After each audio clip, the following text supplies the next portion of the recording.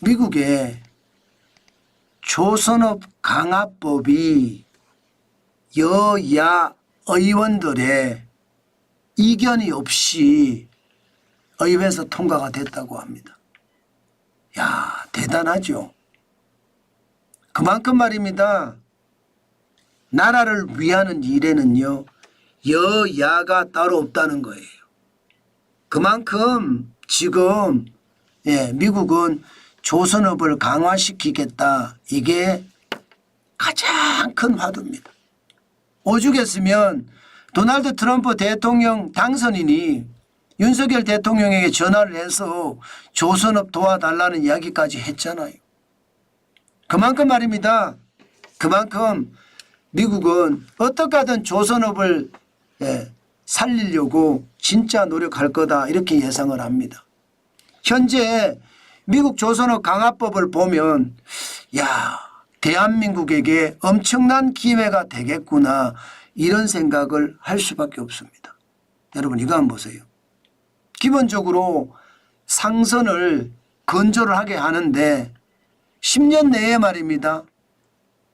미국의 상선 250척으로 확대한다는 거예요. 250척으로. 쉽게 말하면 이제 존스법이라고 하죠. 존스법. 미국에서 건조하고 미국인이 소유한 선박만 미국 내 항구에 들어올 수 있도록 하는 규정. 이 존스법 말입니다. 존스법 완전히 없앤다는 거예요. 이제는요. 그러면서 말입니다. 본인들도 상선을 만드는 것에 굉장히 강조를 한다는 겁니다. 그러면서 여기 두 번째 보면 동맹국과 교류하겠다고 돼 있잖아요.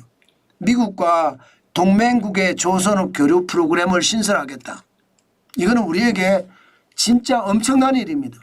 여기에 세액공제까지 있습니다. 미국 조선소에 투자를 하면 25% 세액을 공제해 준다는 거예요. 참 난리도 아니죠. 정부가 지원하는 겁니다. 정부가 지원하는 거. 여기에 중국 견제도 포함이 돼요. 중국 등 위험국에서 미국 선박을 수리하면 200% 관세를 매기겠다. 여기에 더 놀라운 것.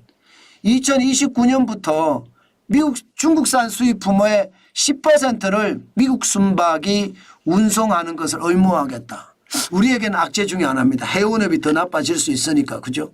악재 중에 하나지만 뭐 기본적으로 중국에 대한 견제가 이만큼 강화된다는 뜻입니다.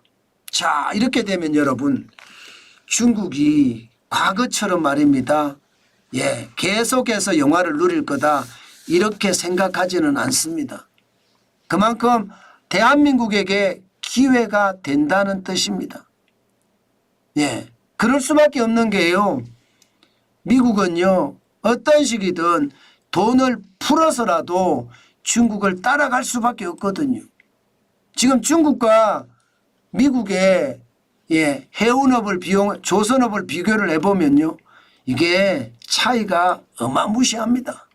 진짜 어마무시합니다.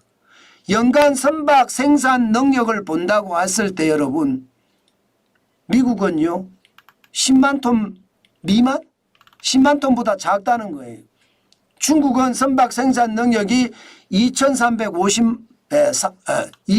톤인데 장난 아니죠. 미국이 역량이 굉장히 딸리죠. 그죠? 딸리는 정도가 아니라 이 정도면 충격이다 이렇게 이야기할 만큼 상황이 좋지 않은 거죠. 진짜 최악인 거죠. 최악. 그렇게 따져보면 말입니다. 상업용 선박 규모도요. 미국은 80척밖에 안 됩니다. 중국은 5,500척입니다. 조선업 매출의 해군 비중은요. 미국은 요거 95%입니다. 9.5%가 아니고 95% 이상이에요. 결국 조선업의 매출은 해군에 의지한다는 거예요. 중국은 70%밖에 안 되고요. 전투함정 규모도 미국이 219척, 중국은 234척입니다. 훨씬 많죠. 여기에 10년간 구축함을 얼마나 만들었느냐를 보면 미국은 11척이고 중국은 23척입니다. 그렇게 생각을 하면 지금 미국의 조선업은 쉽게 말하면 형편없죠. 진짜 형편없습니다. 중국에 비하면 게임이 그야말로 되지를 않습니다. 이런 와중에 미국은 중요한 게 지금 중국의 어떤 조선사 보다가 한국의 조선사를 선택할 수밖에 없는 구조예요. 그죠? 중국을 계속 선택할 수가 없으니까. 사실 대한민국의 선박 수주량은 지금 사실 충격적으로 낮아졌습니다. 2024년 11월 현재예요. 전 세계 조선사 선박 수주량 중에 대한민국이 18.1%밖에 안 되거든요. 반토막 났습니다. 2019년에 32.5%, 2020년에도 33.4%예요. 그런데 반토막 났어요. 중국은 지금 69.2%까지 늘었어요. 4,177만 CGT입니다. 이런 상황이라면 대한민국에게는 기회가 되지 않을까요? 지금 최악의 상황에서 최상의 상황으로 발전될 수도 있습니다. 그만큼 대한민국의 조선업은 기회를 탈 가능성이 굉장히 많다는 거예요. 그러면서 말입니다. 예를 들어 말입니다. 미국의 필리 조선소 보시는 것처럼 필라델피아 주의 필라델피아에 있습니다. 필리 조선소가.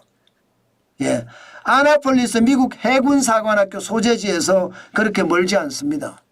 이거 하나해오션이 인수했죠. 아마 이게 어떻게 생각하면 대한민국에게는 기폭제가 되지 않을까 싶어요. 대한민국 조선업 결국 말입니다. 이제 가야 되는 거예요. 어디로?